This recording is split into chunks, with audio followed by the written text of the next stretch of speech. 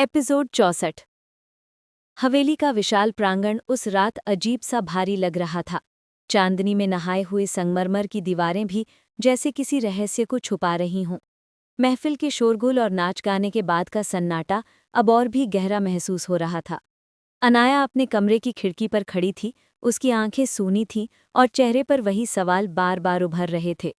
क्या ये सच है? क्या सचमुच देव ने मुझसे कुछ इतना बड़ा छुपाया है? खिड़की से बाहर नजर गई तो हवेली के बाग में हल्की रोशनी झिलमिला रही थी। कोई छाया हिल रही थी। अनाया का दिल जोर से धड़का। कौन हो सकता है इस वक्त? उसने बुदबुदाया। वो धीरे धीरे कमरे से बाहर निकली और सीढ़ियों से नीचे आई। कदम बेहद हल्के थे, जैसे जमीन भी उसकी परछाई पकड़ लेना चाहती हो। बाग की ओर जाते ही उसकी नज़र उस शख्स पर पड़ी। देव खड़ा था। हाथ में कोई पुरानी डायरी थी और वो किसी कागज को बार बार पढ़ रहा था। उसका चेहरा इतना गंभीर था कि अनाया को देखते ही डर सा लगा। देव? उसकी आवाज कांप गई।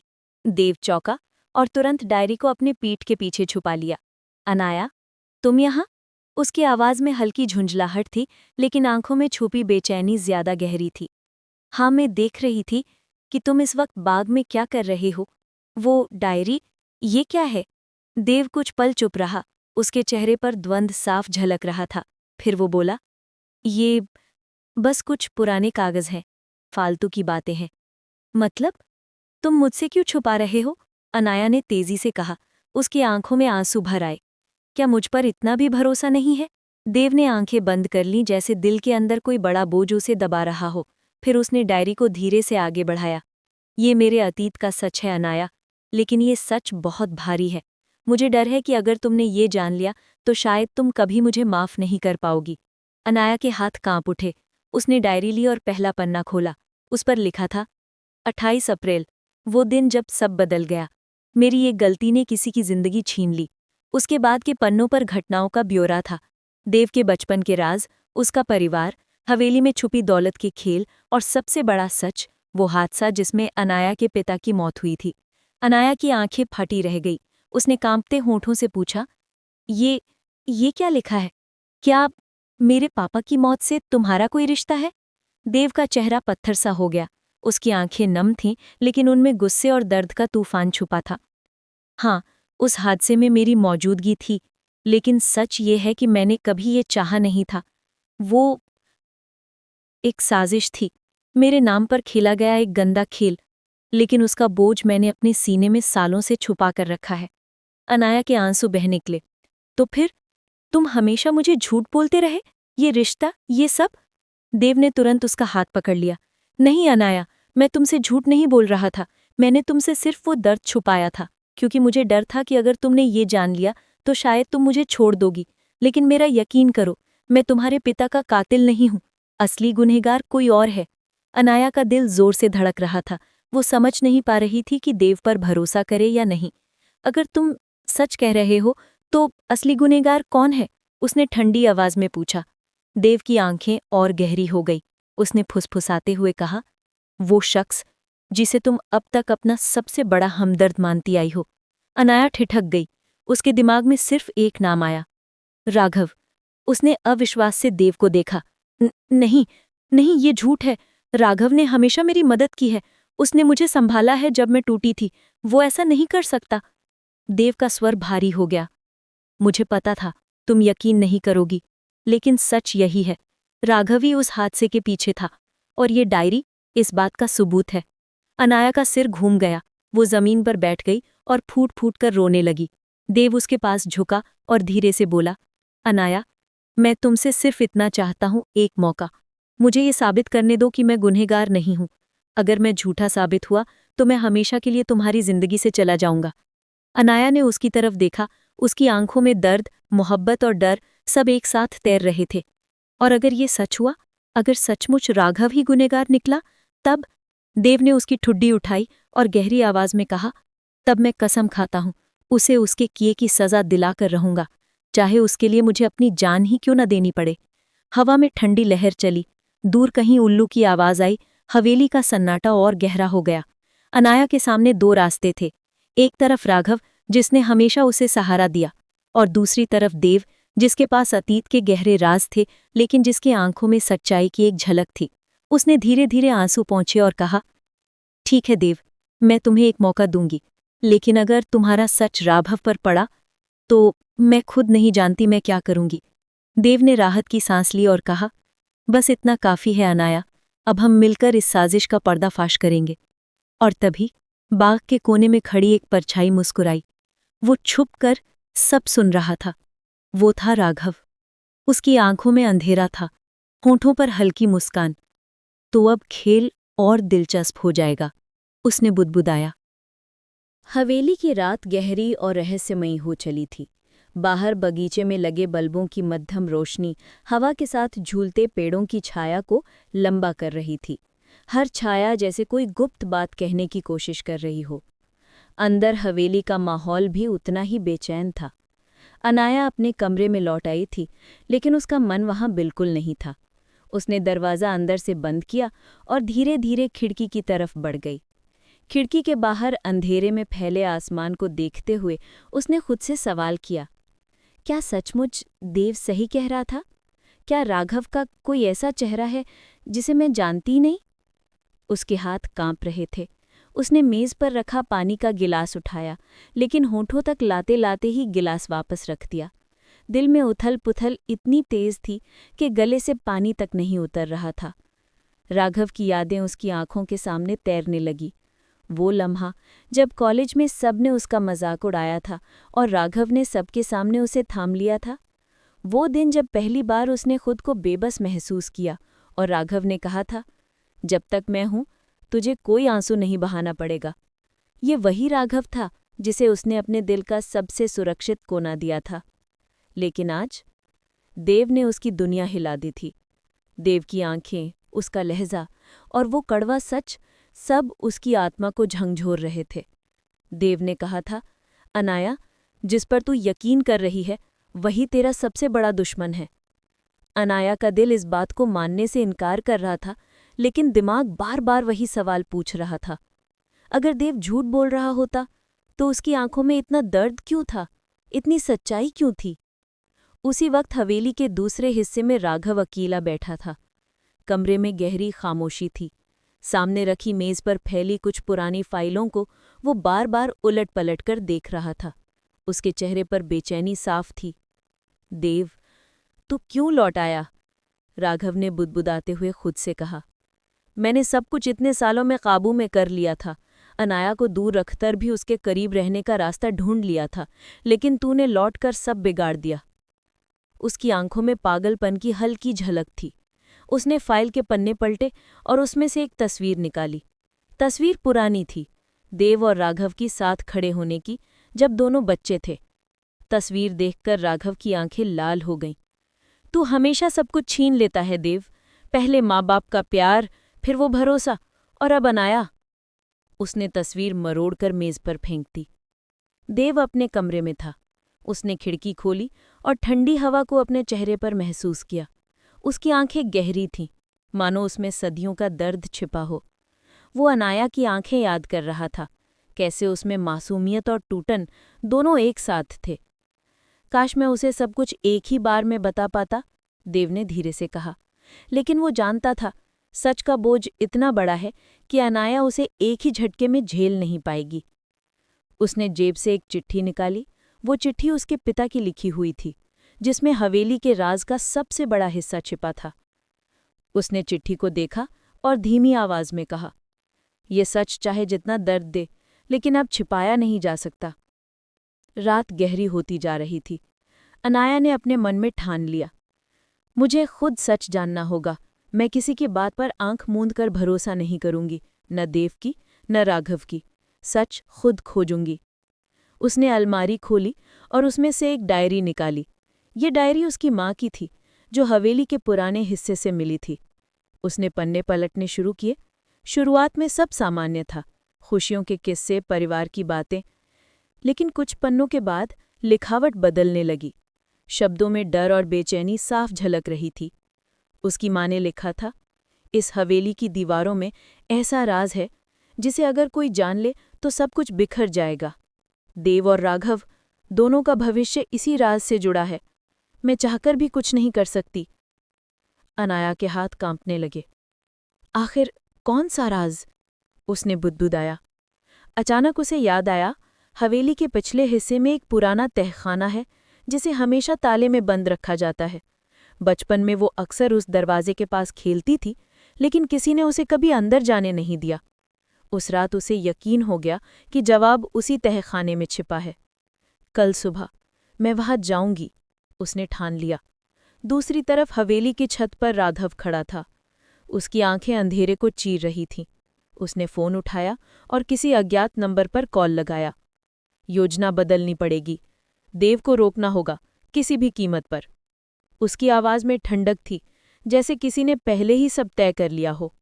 नीचे कमरे में देव अपने पिता की चिट्ठी कसकर पकड़ रहा था और बुदबुदा रहा था। कल सबके सामने सच लाना ही होगा। और उस वक्त अपने कमरे में अनाया अपनी माँ की डायरी सीने से लगाकर बैठी थी, मानो उसमें छुपे सच से डरते हुए भी वही उसे बचा सकता हो। पूरी हवेली में एक अजीब सी सिहरन फैल चुकी थी। बाहर पेड़ तेज हवा में हिल रहे थे, खिड़कियों से टकराकर आवाजें गूंज रही थीं। हर कमरा, हर दीवार, हर परछाई जैसे आने वाले तूफान की गवाही दे रही थी। रात गुजर गई, लेकिन अनाया की आंखों में नींद का नाम तक नहीं था।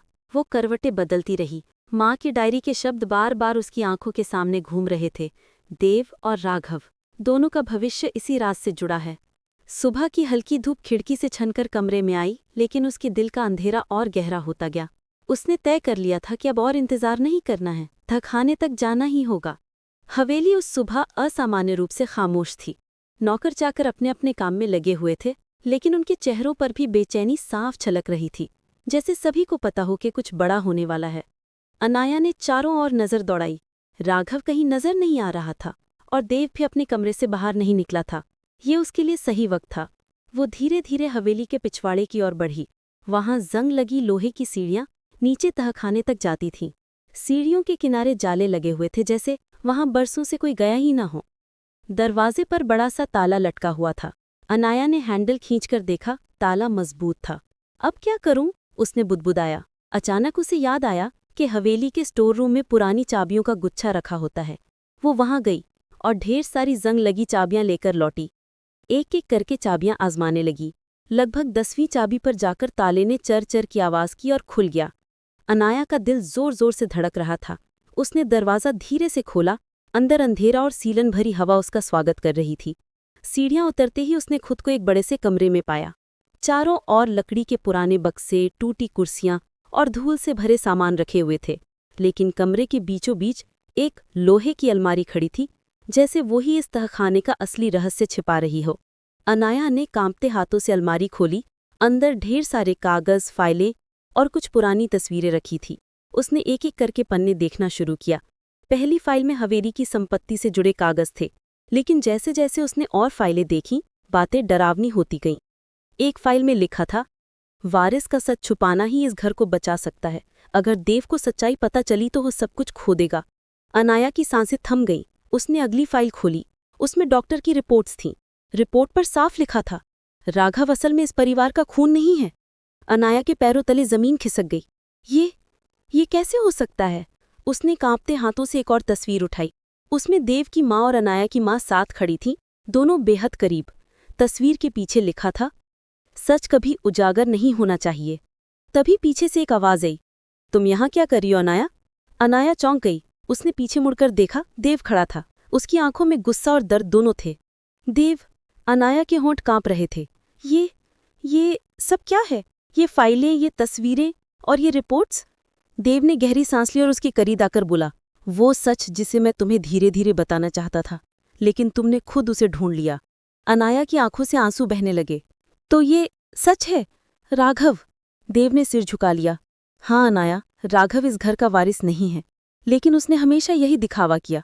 उसने झूठ बोलकर सब कुछ हथिया लिया, ये हवेली, ये ताकत, यहाँ तक कि तुम्हारा भरोसा।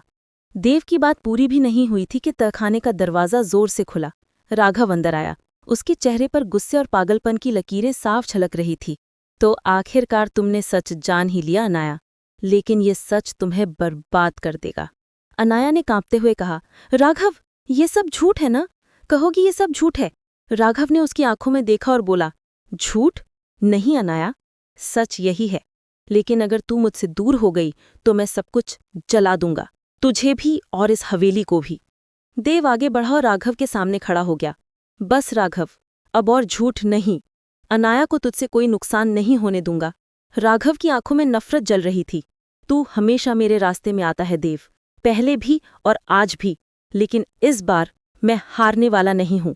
दोनों आमने सामने खड़े थे, जैसे हवेली की दीवारें भी उनकी लड़ाई की गवाह बनने को मजबूर हों। अनाया बीच में थी, आंसू बहा रही थी। रुको, प्लीज रुक जाओ दोनों, मैं और सच नहीं झेल सकती। लेकिन किसी ने उसकी बात नहीं सुनी। तहखाने की हवा भारी हो गई थी, धूल उड़ रही थी, फाइलें बिखर गईं, अलमारी का दरवाजा खुद ब खुद बंद हो गया, जैसे हवेली खुद इस लड़ाई से डर गई हो। राघव ने जेब से कुछ निकाला, एक पुराना पिस्तौल। अनाया चीख पड़ी, राघव ये क्या कर रहे हो? देव उसके सामने खड़ा हो गया। अगर गोली चलानी है तो पहले मुझे मार। राघव की आंखों में आंसू भी थे और पागलपन भी। हाँ, पहले तुझे ही मारूंगा, ताकि तू फिर कभी मुझसे कुछ न छीन सके। अनाया का दिल चीख रहा था, उसकी आंखों के सामने सब कुछ धुंधला हो रहा था। वो समझ नहीं पा रही थी कि जिस राघव को उसने अपने दिल से चाहा, वो कैसे इतना अजनबी बन गया। उसने देव की बाँ पकड़ी। देव, हमें यहाँ से निकलना होगा। ये जगह, ये सच, ये सब हमें खत्म कर देगा। देव ने उसकी ओर देखा और धीरे से सिर हिलाया। राघव पिस्तौल उठाकर खड़ा था, देव और अनाया उसके सामने। हवेली की दीवारें कांप रही थी, हवा सिसक रही थी। एक तरफ सच था, दूसरी तरफ झूठ। एक तरफ प्यार था, दूसरी तरफ जुनून। और अनाया, दोनों के बीच फंसी हुई, अपनी जिंदगी और दिल के सबसे कठिन फैसले के सामने खड़ी थी। हवेली की छत पर रात का सन्नाटा छाया हुआ था। चारों तरफ हल्की ठंडी हवा बह रही थी, मगर भीतर सबके दिलों ने बेचैनी थी। दिन भर की घटनाओं ने जैसे सबकी सांसें रोक दी हों। माया छत की रेलिंग पर टिककर आसमान को देख रही थी। चांद की रोशनी उसके चेहरे पर पड़ रही थी, जिससे उसके आंसू चमक रहे थे। उसने धीरे से खुद से कहा, जिंदगी कभी आसान नहीं होगी, लेकिन अब डरकर भागने का सवाल ही नहीं उठता। पीछे से देव आया। उसके हाथ में 2 कप कॉफी थी। वो हमेशा की तरह चुपचाप उसके पास आकर खड़ा हो गया। माया ने उसकी आहट महसूस कर ली थी, पर देखा नहीं। देव ने कप उसकी तरफ बढ़ाते हुए कहा, इतना सोचोगी तो दिमाग खराब हो जाएगा, लो कॉफी पी लो। माया ने हल्की मुस्कान दी और कप ले लिया। उसने कहा, धन्यवाद, लेकिन मुझे नहीं लगता कॉफी इस वक्त मेरे डर कम कर सकती है। देव ने उसकी तरफ देखा। उसकी आंखों में थकान तो थी, लेकिन साथ ही अटूट हिम्मत भी। उसने जवाब दिया, डर कभी कम नहीं होता माया, हमें बस इतना करना होता है कि उस डर से बड़ा बनने का फैसला कर लें। माया ने कप को रेलिंग पर रखा और उसकी आंखों में झांकते हुए पूछा, और अगर डर इतना बड़ा हो जाए तो इंसान टूट जाए? देव ने उसकी बात का सीधा जवाब नहीं दिया। वो थोड़ा पास आया, इतना पास कि माया को उसकी सांसें महसूस होने लगी। उसने बेहद धीमी आवाज में कहा, तब इंसान को किसी का साथ चाहिए होता है, और तुम्हें अकेला टूटने नहीं दूंगा। ये सुनकर माया के होंठ कांप गए। कुछ देर दोनों खामोश खड़े रहे। हवा जैसे ठहर गई थी। नीचे हॉल में राजन और आयुष बहस कर रहे थे। आयुष ने गुस्से से कहा, हम इंतजार नहीं कर सकते, दुश्मन हर रोज और ताकतवर हो रहा है, हमें तुरंत कदम उठाना होगा। राजन ने शांत लेकिन ठोस आवाज में जवाब दिया, लड़ाई सिर्फ ताकत से नहीं जीती जाती आयुष, हमें सही वक्त का इंतजार करना होगा। अगर हम बिना सोचे समझे हमला करेंगे तो हार पक्की है। आयुष ने हाथ हवा में झटकते हुए कहा, आप हमेशा इंतजार की बात करते हैं, और इसी इंतजार में हमने बहुत कुछ खो दिया है। अचानक हीरा काका ने बीच में आकर कहा, दोनों की बातें सही हैं, लेकिन इस बार हमें रणनीति ऐसी बनानी होगी जिसमें ना इंतजार बहुत लंबा हो और ना ही जल्दबाजी। तीनों ने एक दूसरे की तरफ देखा। मौन सहमति बन गई थी। छत पर वापस माया ने अचानक देव से पूछा, अगर ये लड़ाई हार गए तो क्या होगा हमारे सपनों का, हमारी उम्मीदों का? देव ने कॉफी का घूंट लिया और शांत स्वर में कहा, अगर हार गए तो भी जीतने की कोशिश का अफसोस नहीं रहेगा। असली हार तो तब होती है जब हम कोशिश ही छोड़ दें। माया ने धीरे से सिर हिलाया, लेकिन उसका चेहरा अभी भी परेशान था। उसने हिम्मत जुटाकर कहा, देव, मुझे तुम्हें कुछ बताना है, कुछ ऐसा जो मैंने अब तक किसी से नहीं कहा। देव ने उसकी तरफ गौर से देखा। उसकी आंखें गंभीर हो गईं। क्या? माया ने गहरी सांस ली और बोली, कल रात मुझे एक अजनबी ने चिट्ठी दी थी। उसमें लिखा था कि हवेली में कोई गद्दार है, कोई ऐसा जो हमारे ही बीच बैठा है और दुश्मनों को खबर पहुंचाता है। देव ने कप टेबल पर रख दिया। उसका चेहरा पत्थर आ गया। तुम्हें ये पहले क्यों नहीं बताया? माया लगभग रोते हुए कहा। मैं डल गई थी। अगर सच निकला तो, अगर हम सब गलत इंसान पर भरोसा कर रहे हो तो। देव कुछ पल चुप रहा, फिर उसने उसकी ठंडी उंगलियां पकड़ ली। तुम्हें डरने की जरूरत नहीं है, हम दोनों मिलकर सच्चाई पता करेंगे। नीचे हॉल में अचानक बिजली चली गई। पूरा महल अंधेरे में डूब गया। हर कोई चौकन्ना हो गया।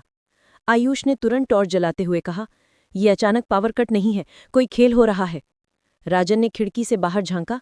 चारों तरफ सन्नाटा था, लेकिन उसे लगा जैसे पेड़ों के पीछे कोई हलचल है। हीरा काका ने कहा, सब लोग इकट्ठा हो जाएं, अकेले रहना सुरक्षित नहीं है। छत पर भी अंधेरा छा गया था। माया डरकर देव के और करीब आ गई। देव, ये क्या हो रहा है? देव ने चारों तरफ नजर दौड़ाई और अपनी जेब से एक छोटा टॉर्च निकाला। लगता है खेल शुरू हो चुका है। तभी हवेली के गेट से तेज धमाके की आवाज आई। ऐसा लगा जैसे किसी ने जबरदस्ती ताला तोड़ा हो। माया कांपते हुए बोली, वो लोग अंदर आ गए क्या?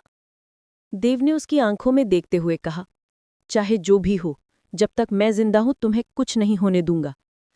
नीचे सब भागकर गेट की तरफ पहुंचे। सच में ताला टूटा हुआ था, लेकिन गेट खुला नहीं था। ऐसा लग रहा था जैसे किसी ने सिर्फ डराने के लिए हमला किया हो। आयुष ने तलवार निकालते हुए कहा, ये लोग मनोवैज्ञानिक खेल खेल रहे हैं। राजन ने गंभीर आवाज में कहा, इसका मतलब है गद्दार हमारे बीच ही है, वरना उन्हें ये कैसे पता चलता कि हम कब और कहाँ कमजोर पड़ेंगे? हीरा काका का चेहरा सफेद पड़ गया। उन्होंने धीमी आवाज में कहा, हमें आज ही सच सामने लाना होगा, नहीं तो देर हो जाएगी। छत पर देव और माया अभी भी खड़े थे। देव ने अचानक कहा, माया, तुम्हें वो चिट्ठी कहाँ है? दिखाओ मुझे। माया ने अपनी जेब से एक मुड़ा तुड़ा कागज निकाला। देव ने टॉर्च की रोशनी में उसे पढ़ा। उस पर लिखा था, तुम्हारा दुश्मन बाहर नहीं, तुम्हारे घर के भीतर है, सावधान रहो। देव की मुट्ठी कस गई। तो ये सच है, कोई हम सबको धोखा दे रहा है। माया ने डरते डरते पूछा, लेकिन वो कौन हो सकता है? देव ने गहरी सांस ली और धीमे स्वर में कहा, पता लगाना मुश्किल नहीं होगा, मैं हर किसी को आजमाऊंगा, और जो भी फंसा उसका अंत पक्का है। उसी वक्त हवेली में तेज चीख गूंजी। सब चौंक कर भागे। जब वे पहुंचे तो देखा आयुष जमीन पर गिरा हुआ था। उसकी बांह पर गहरी चोट थी, खून बह रहा था।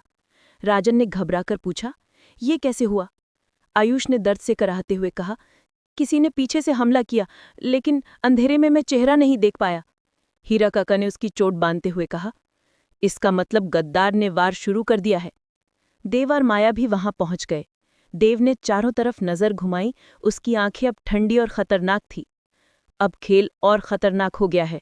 गद्दार हमारे सामने ही है, और मैं कसम खाता हूं उसे बेनकाब करके रहूंगा। हवेली में सन्नाटा छा गया। हर किसी के चेहरे पर शक, डर और बेचैनी साफ दिख रही थी। किसी पर भरोसा करना मुश्किल था। माया देव के पास खड़ी थी। उसने धीमी आवाज में कहा, ये सब और कितना चलेगा? देव ने उसकी तरफ देखा और गंभीर स्वर में बोला, जब तक सच सामने नहीं आता तब तक। हवेली के हॉल में तनाव की गहरी परत छाई हुई थी। दीवारों पर लटकी पुरानी पेंटिंग्स भी मानो चुपचाप देख रही थीं कि उनके बीच कौन है जो सबको धोखा दे रहा है। आयुष की कराह अब धीमी हो गई थी, मगर उसके जख्म से खून रिसता जा रहा था। हीरा काका उसके पास घुटनों के बल बैठे थे, कपड़े से बांधने की कोशिश कर रहे थे। उनकी उंगलियां कांप रही थीं। राजन बार बार दरवाजे की ओर झांक रहा था, जैसे अभी कोई और हमला हो जाए। देव बीच हॉल में खड़ा था। उसका चेहरा अब सख्त पत्थर जैसा था। आंखों में खामोशी से भरी आग जल रही थी। उसने धीमी लेकिन ठोस आवाज में कहा, अब और इंतजार नहीं होगा। आज यहीं गद्दार का सच बाहर आएगा। माया ने उसकी तरफ देखा। उसे महसूस हुआ कि देव का धैर्य अब खत्म होने के कगार पर है। देव ने सबको एक जगह इकट्ठा किया। उसके आदेश पर हवेली के दरवाजे बंद कर दिए गए।